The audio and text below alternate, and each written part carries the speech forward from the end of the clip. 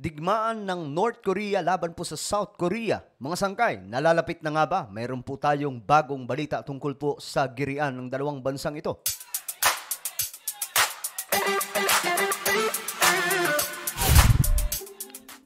Hello guys, this is me, Sangkay Janzen. I'm back for another vlog today. Okay? So ayun, shoutout po sa lahat ng mga solid sangkay na narito, sa lahat po ng mga kababayan po natin na lagi pong nanonood dito sa ating channel. Mabuhay po kayong lahat. At eto nga mga sangkay, pag-usapan po natin itong girian ng North Korea laban po sa South Korea na ngayon ay tumitindi mga sangkay. May nangyayari kasi sa dalawang dating iisang bansa, itong North at South Korea, ngayon mga sangkay, na lalo pong nagbibigay daan sa pagsiklab ng panibagong yugto ng digmaan simula po nung nangyari ang Korean War. So pag-usapan po natin yan dahil may ginawa po itong North Korea laban po sa South. Bago tayo magsimula, pakisubscribe po muna yung ating YouTube channel. 1.23 million subscribers na po tayo dito sa YouTube. Kaya naman isubscribe nyo po ito. Makikita nyo po yung subscribe button sa ibaba. Pindutin nyo lamang po yan, tapos i-click nyo yung bell at i-click nyo po yung all. Okay? Dahil dito mahalagang impormasyon yung ginagawa po nating vlog, o sinisiwalat po natin dito. Sa mga nanonood po sa Facebook, i-follow nyo po yung ating Facebook page at ito may papagawa lamang po ako sa inyo saglit. Sa mga nanonood sa Facebook, i-check nyo po sa itaas ng video na to. Siguro sa inyong mga cellphone, madali pong makita yan mga sangkay. Makikita nyo po ang tatlong tuldok bandang itaas sa video na to, kagaya po ng nakikita nyo sa screen. Ngayon, pindutin nyo po yung tatlong tuldok, may lalabas po dyan na show more. Pindutin nyo po yung show more. Okay? Pagkatapos yan, okay na. I hope na nasundan po ng marami.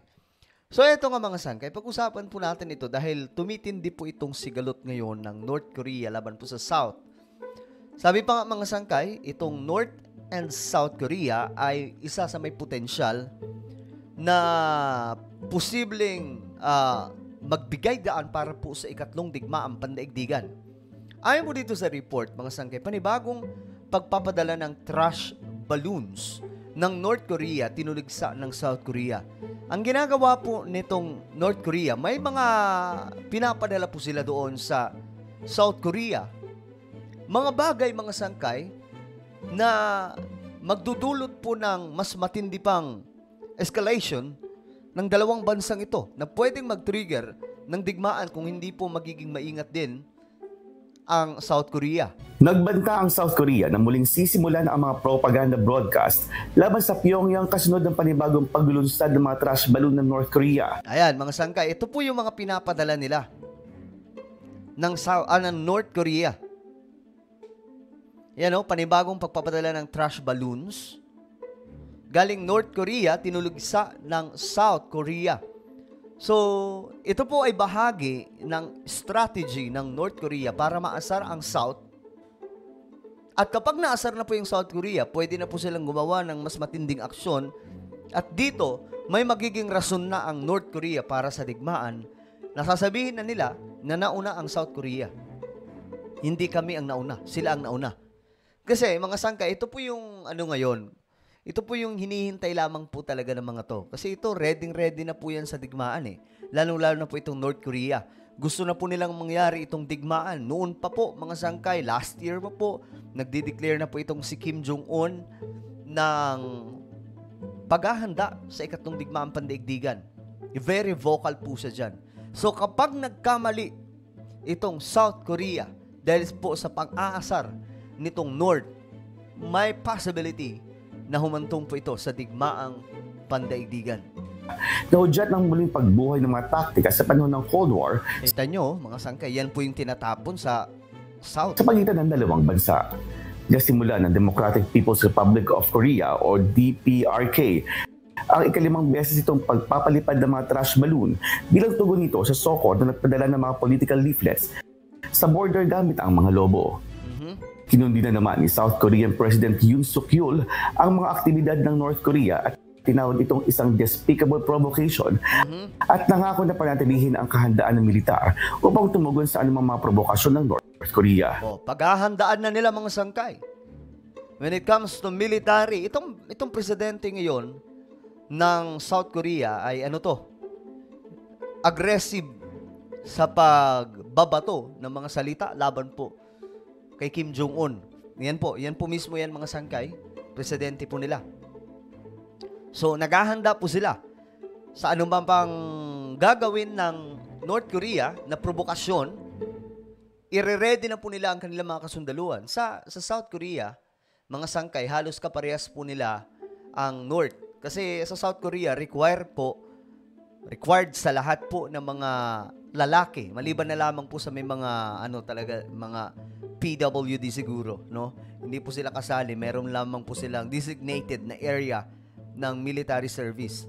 But the rest, mga sangkay, kailangan po pumasok sa militar. So sa Pilipinas, ROTC pa lang, marami na po ang nagrereklamo. Pero marami po ang gustong yung laban na laban po sa China, di ba? Pero takot sa ROTC. So siguro, ngayon pa lang, i-ready na po natin lahat, no? Pagdating sa ROTC, wala nang magrereklamo dapat. Dapat, i-go na yan. Kasi, hindi po natin alam, mga sangkay, kung kailan mangyayari itong digmaan, di ba? We don't know, guys. Remember, ang Pilipinas kaalyado po ng Amerika. At dahil kaalyado po ang Amerika, anumang gulo ay pwedeng mabitbit ang Pilipinas. Ang Amerika kaalyado po ang South Korea. So at any moment po talaga, pwedeng sumiklab. Ang daming may potential, no? South Korea, North Korea, Taiwan, China, Philippines, India, Japan. Dito lamang po yun sa Asia. So, ito po ay medyo, mga sangkay, medyo interesting na mga nangyayari ngayon doon po sa Korea. Ayon sa report, ang pinakahuling operasyon ng North Korea ay ang magpalipad ito ng nasa 100 trash balloons. Grabe, 100 trash balloons. Sa South Korea, pinakamarami sa Seoul at papel ang karamihan sa mga kalat. Grabe, tingnan nyo, oh.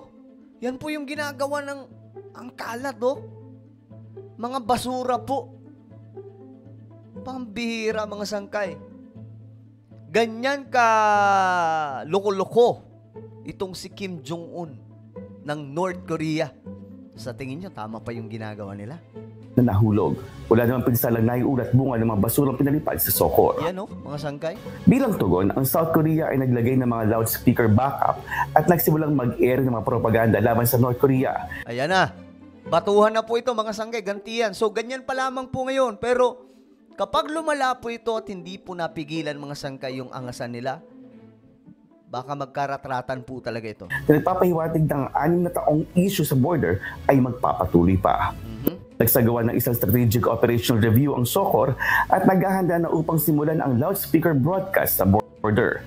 Grabe, loudspeaker broadcast. Ibig sabihin, meron po silang, sa speaker na yun, may ilalabas siguro silang mga impormasyon na sisira po sa gobyerno ng North Korea. Habang hinihintay ang tugon ng North Korea, ang mga naturang operasyon ay tinigil noong panahon ng Cold War at paminsan-minsang nabubuhay kapag muling sumiklab ang mga away. Ang leader ng Hilagang Korea na si Kim Jong-un at Pangulo ng Russia na si Putin ay pumirma ng isang kasunduan noong kalagitnaan ng Hunyo na nangangailangan ng bawat isa na magbigay ng tulong sa kaso ng pag-atake at pagpapalakas ng kooperasyon. Nagmamarka sa pinakamatibay na koneksyon mula noong Cold War. Parang ano yan, mga sangkay, ang datingan po dyan, parang Pilipinas at Amerika. Mayroon pong tinatawag na Mutual Defense Treaty ang Pilipinas at US. So, ganun din po itong North Korea and Russia. Na just in case meron pong mga armed attack or any kind of event na gagamit po ng dahas, ang North at saka Russia ay magtutulungan pagdating po sa physical military activity, no? Or operation. Ayon sa mga eksperto, ang war campaign ng North Korea ay maaaring magpalalim pa sa internal divisions na South Korea at magpaigting sa away ng dalawang bansa. Diba? Yang ginagawa ng North, talagang ito po ay mas magpapalala pa. So kung dito sa Pilipinas, may problema po tayo sa China, may potensyal sa gera. Doon din po sa South Korea, kabado din po doon, mga sangkay, kasi malapit lang po talaga eh. Konting problema lang po niyan, talagang pwedeng pumutok ang digmaan anumang oras. Samantala, tinundina ng South Korea, Amerika at Japan ang pagpapalawak ng Russia ng kooperasyon militar sa North Korea. na inilarawan ang pakikitungo ni Kim at Putin bilang anachronistic sa kanilang joint statement. Axis Salem. Okay, so yan po ang nangyayari mga sanggay. Ang tanong ko sa inyo, sa tingin nyo ba, ito ay magdudulot ng mas malaking problema na pwedeng humantong sa digmaan ng North Korea at South Korea na posibleng maging simula ng pagsiklab ng ikatlong digmaan pandaigdigan? I-comment nyo po sa ibaba ang inyong mga opinion. Guys, meron po akong isang YouTube channel. Ito po ay Sangkay Janjan Daily. Pakisubscribe po ito. No, hanapin nyo po sa YouTube. Ayan po. Nag-upload po ako dito ng mga vlogs. Mga ganap po natin sa buhay. At syempre, mga nakakatuwang vlog. Kaya, i-subscribe nyo po ito, i-click ang bell at i-click nyo po yung all.